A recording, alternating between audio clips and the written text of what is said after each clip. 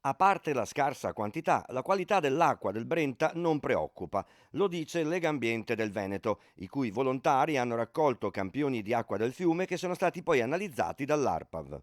Da un certo punto di vista, diciamo, un segno rincuorante, dall'altra parte però la siccità che vediamo anche alle nostre spalle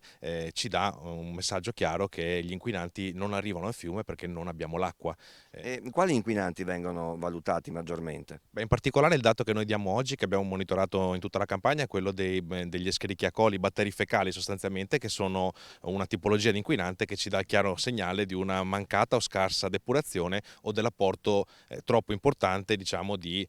affluenti che vengono dal mondo dell'agricoltura, perché parliamo di deiezioni animali. Ecco, e poi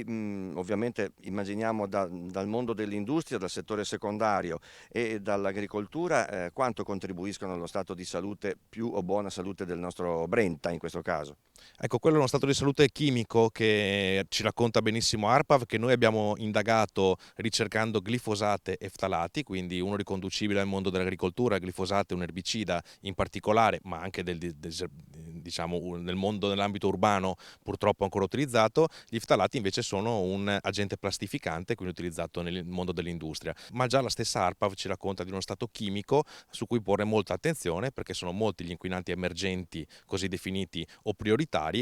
tra cui ricordo i PFAS, la famiglia dei PFAS, noti a tutti ormai in Veneto, i vari PFOS e via discorrendo, che si riscontrano ormai, ARPAV ci racconta, in molti dei nostri corsi d'acqua